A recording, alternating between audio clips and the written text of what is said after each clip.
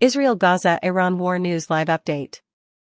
Hamas chief calls civilian deaths necessary sacrifices in confrontation with Israel. In a statement to Hamas leaders in Doha, Qatar, military chief Yahya Sinwar called civilian casualties necessary sacrifices in its war with Israel.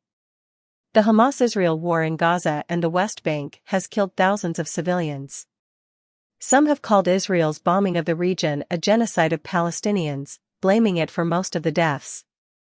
Israeli officials strenuously deny the charges. Sinwar's comments, cited by the Wall Street Journal, suggest Hamas will continue its war with Israel, despite the civilian casualties. The research also implies that Hamas might deal with a diminished Israeli arsenal if friends hesitant to supply the nation due to the mounting outrage over civilian casualties. Sinwar recently told Hamas officials, "We have the Israelis precisely where we want them," in an attempt to reach an accord with Qatari and Egyptian authorities. Before, Israel accused Hamas of exploiting civilians as human shields. According to reports, a ceasefire accord fell through after Hamas rejected a hostage release requirement. Since a 4-day November 2023 ceasefire, Hamas and Israel have unable to agree to stop fighting. Hamas' October 7 strikes on Israel killed hundreds of Israeli soldiers and civilians, starting the conflict. The group slaughtered children and sexually assaulted women, according to reports. "Things went out of control," Sinwar wrote, referring to gangs kidnapping civilian women and children. "This caught people, and that shouldn't have happened." The war has raised Middle Eastern tensions.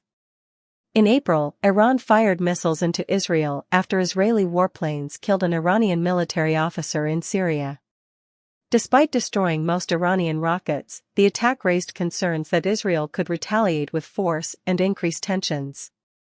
Palestinian officials report over 37,000 civilian deaths in Gaza since the war began. Behind all the statements commemorating the historic friendship between the two largest countries in the Americas, the U.S. is conducting huge military exercises with Brazil and almost every South American nation and fighting to control the region's vital resources. Brazil is under pressure to make a deal with Washington to exploit its vital resources. U.S. imperialism is promoting economic and military activities in the region as war measures against its strategical competitors Iran, Russia, and, above all, China, which overtook the U.S. as the major trading partner of the key South American countries in the late 2000s. Biden administration officials representing it at Brazil celebrations expressed hostile views of U.S. imperialism on this day.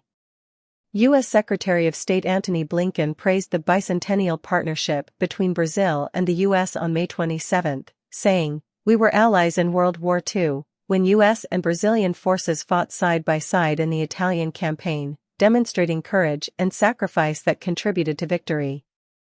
U.S. Southern Command Chief General Laura Richardson attended the celebrations in Brazil.